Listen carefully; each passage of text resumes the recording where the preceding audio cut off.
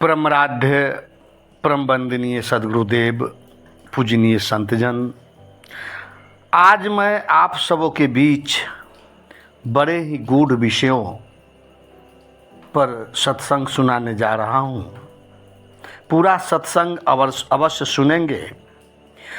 जब किसी व्यक्ति की मृत्यु हो जाती है तो फिर जीवात्मा दूसरा शरीर कैसे पकड़ लेती है, बड़े ही रहस्यमय सत्संग है और लगभग सभी व्यक्तियों के दिल में ये जिज्ञासा बनी हुई है कि व्यक्ति मरकर फिर दूसरा जन्म कैसे, दूसरा शरीर कैसे पकड़ लेता है।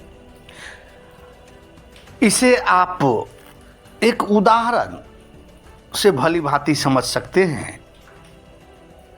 जैसे मकान जब बनता है तो आप लोग देखते हैं, पहले ईंट, सीमेंट, पानी, लोहा, बालू इत्यादि से इसका ढांचा तैयार होता है। फिर इसके बाद मकान का ढांचा जब बनकर तैयार हो जाता है तो उसके बाद मकान के दीवार को सीमेंट, बालू से प्लास्टर किया जाता है। फिर प्लास्टर के बाद उसके ऊपर वाइट सीमेंट, रंग, पेंट, टाइल्स वगैरह परत दर परत चढ़ाया जाता है। ठीक उसी प्रकार चेतन जीवों के शरीर परत दर परत 6 शरीरों से बना होता है। ये 6 शरीर हंस शरीर, कैवल्य शरीर, महाकारण शरीर, कारण शरीर, सूक्ष्म शरीर तथा स्थूल शरीर है। तो जीवात्मा 5 शरीरों को पार करते हुए अंतिम स्थूल शरीर में ठहरता है।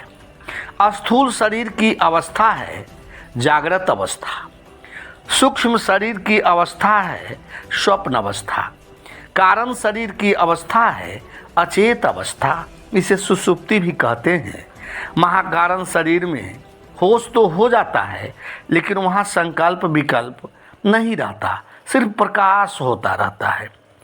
स्थूल शरीर, सूक्ष्म शरीर तथा कारण शरीर में जीवात्मा हर समय रहती है, चेतना हर समय रहती है।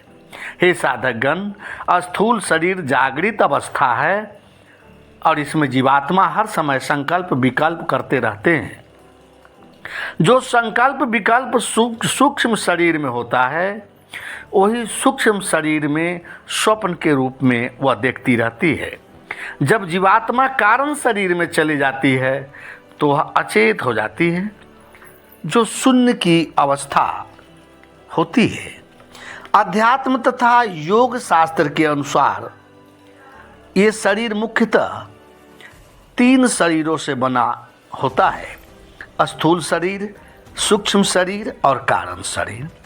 स्थूल शरीर भौतिक मांसपेशियों, हड्डियों, रक्त, मलमूत्र, बीर्ज इत्यादि से बना शरीर होता है, जिसे हम आँखों से देख सकते हैं, छू सकते हैं। स्थूल शरीर 5 तत्व पृथ्वी, जल, अग्नि, वायु, आकाश से बना होता है और सूक्ष्म शरीर विचारों और भावनाओं का केंद्र होता है। इसमें 5 ज्ञानेंद्रियां आँख, कान, नाक, जीभ तथा त्वचा एवं 5 कर्मेंद्रियां हाथ, पैर, मुख, मल मूत्र त्याग का मार्ग तथा ज्ञानेंद्रिय, 5 प्राण अपान, समान, उदान तथा व्यान और अंतःकरण चतुष्टाय मन, बुद्धि, चित्त तथा अहंकार शामिल होते हैं। इसे लिंग शरीर भी कहा जाता है। कारण शरीर आत्मा से सबसे निकटतम होता है, जिसे अविनाशी शरीर कहा जाता है। इसे आनंदमय कोश भी कहा जाता है। यही अविद्या तथा अज्ञान भी रहते हैं।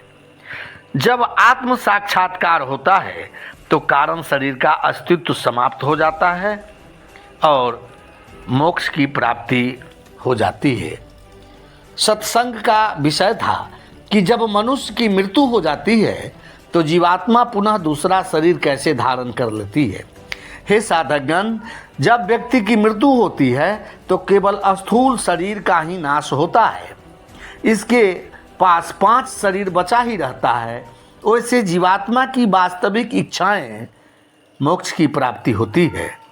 जिस प्रकार पिंजरे में किसी बंद पक्षी की एक ही इच्छाएं होती है कि हमें पिंजरे से मुक्ति मिल जाए, लेकिन जीवात्मा की जो 4 प्रकार की कर्म, संचित कर्म, प्रारब्ध कर्म, क्रियमान कर्म तथा आगामी कर्म होती है, वही उसके अगले शरीर को पकड़ने का कारण बनता है। वह कैसे? ध्यानपूर्वक सुनिए। जीवात्मा की इच्छाएं तो मुक्ति थी, लेकिन व्यक्ति मन की इच्छाओं के अनुसार अपना जीवन व्यतीत करने लगता है और मन जीवात्माओं को भटकाते रहता है। मन अपने अनुसार कर्म करवाता रहता है।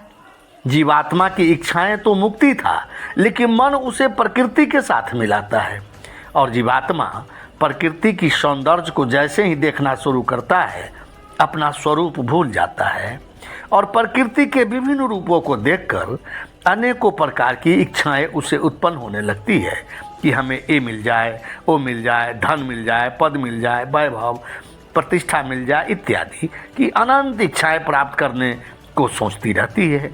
यही इच्छाएं जीवों को कर्म करने के लिए विवश करती हैं और जीवात्मा कर्म करना शुरू करती है। जीवों द्वारा किए गए कर्म का कर्मफल 2 ही हैं, सुखद और दुखद। अगर कर्म का फल सुखद है तो उस कर्म को जीवात्मा और करता है और करता है और करता है। इसी को सदगुरु कबीर साहब कहते हैं, मन तू पार उतर कहाँ जई हो, आगे पंथी पंथ न कोई, कुछ मुकाम न पई हो। मन तू पार उतर कहाँ जइयो, उसका कोई सीमा ही नहीं है। अगर कर्म फल दुखद भी है तो भी जीवात्मा कर्म करने से रुकता नहीं है। वह कर्म में सुधार करके फिर कर्म करते जाता है, कर्म करता ही जाता है, कर्म करता ही जाता है। यही कर्म का फल जीवात्मा अगला बीज बनाता है। मनुष्य के चित्त में जो इच्छाएं जगी थी, वह उसे कर्मजाल में फंसाकर और जीवात्मा के अगले जन्म का बीज तैयार कराने लगता है।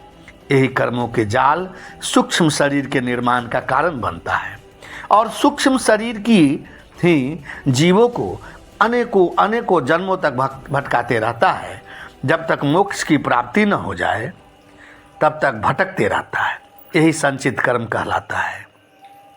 जीवात्मा द्वारा किए गए सारे कर्म उसके चित्त में अंकित होते रहता है।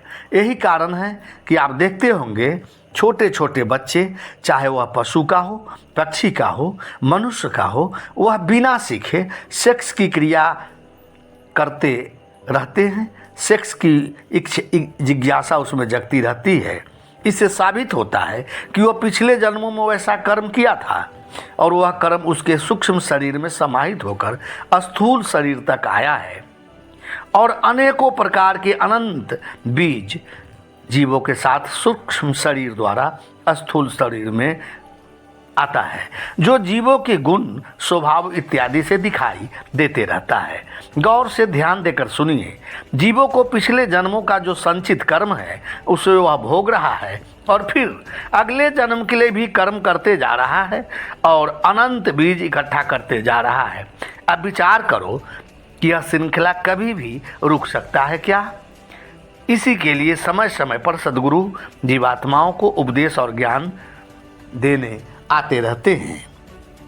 कर्म 3 प्रकार के होते हैं, संचित कर्म, प्रारब्ध कर्म और आगामी कर्म। संचित कर्म को तो आप संक्षिप्त रूप में सुने कि मनुष्य की जो इच्छाएं अधूरी रह जाती है और अगले जन्म में उसे पूरा करने के लिए शरीर धारण करना पड़ता है।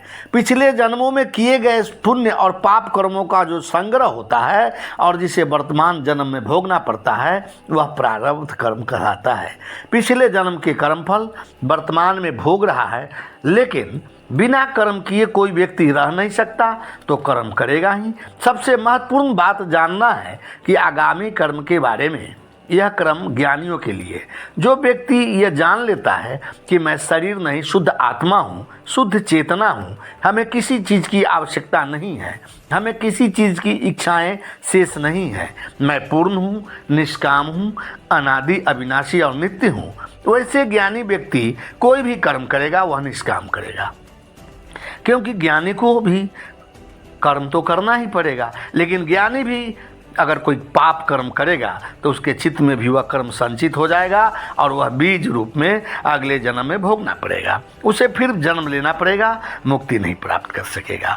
अंत में मुख्य रूप से आप जान लीजिए, मृत्यु केवल स्थूल शरीर की होती है जो 5 तत्व तथा गुण 3 गुणों से बनी होती है।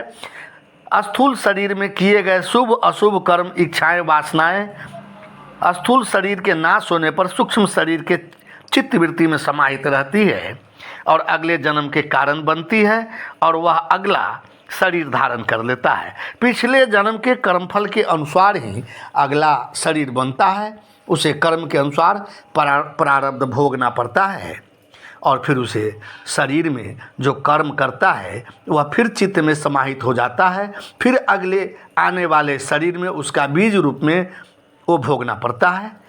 यह क्रियाएं जन्म मरण अनवरत चलता रहता है जब तक कि जीवात्मा मोक्ष को न प्राप्त कर जाए। आप अच्छी तरह जान गए होंगे कि मृत्यु के बाद जीवात्मा पुनः अगला शरीर कैसे धारण कर लेता है। यही है कर्मफल तथा जन्म मरण का चक्र।